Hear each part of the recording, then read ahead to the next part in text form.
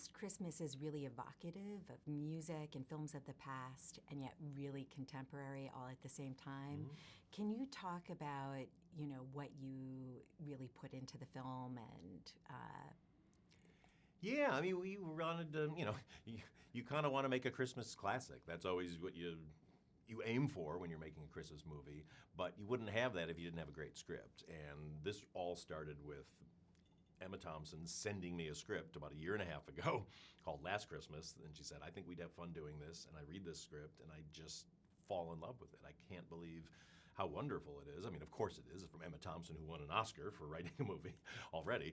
So, yeah, but then, you just have to load it up with great characters, beautiful scenery, great Christmas music, and also a great soundtrack. And on top of all of this, we've got this amazing George Michael soundtrack of 15 of his songs, including one that's never been heard before.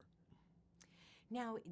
Am I correct that he knew about the project? Yeah, he about 8 or 9 years ago, when the idea was first brought to Emma to do a movie based on Last Christmas, she knew George and actually talked with him, and she discussed what she wanted to do for the film, and he loved the idea, and homelessness was a big cause of his, and so he wanted to make sure that element was in the movie, and yeah, so he was very aware of it, which made it much easier to convince his estate to let us use so many songs. Now, your cast is so phenomenal. Talk about your cast and the characters. Yeah, well, we've got Emilia Clarke, who you know from Game of Thrones, but you don't know this side of Emilia Clarke, that she's funny and she's a good physical comedian, and also as well as being an amazing actress. So she's our lead, plays Kate, a young woman whose life isn't going great at the moment. She's got a lot of issues, and she's sort of lashing out of the world a little bit, sort of a Scrooge type character, if you will.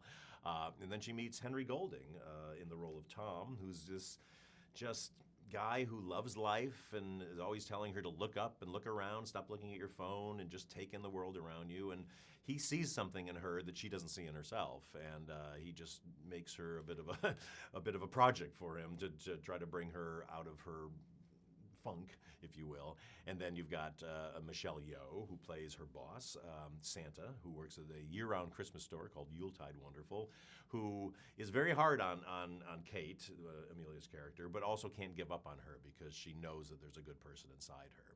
And then Emma Thompson plays her mother, who is overbearing and out of her mind and absolutely hilarious. There are so many elements to the film that are really contemporary too. Can you talk about how important it was to make a contemporary classic? Yeah, you want movies to resonate with a modern audience. And while there's nostalgia in just the imagery of Christmas and all that, there's still issues that are very topical. I mean, everything from immigration to homelessness. This is kind of a story that's an immigrant story. It's her family. When we meet them, they've had to flee from former Yugoslavia years ago because of the war, and they've settled in London, but they don't feel like they fit in. What they were used to be able to do for their professions back there, they can't do here. And so the whole family is off kilter a little bit, and everybody's having angst because of it. And that's just a very modern, contemporary idea because so many people are displaced these days, and just dealing with everything that's going on in the world right now. And I just feel like this is a real nice antidote to make you realize and remember that everybody's in the same boat. We're all in the same situation.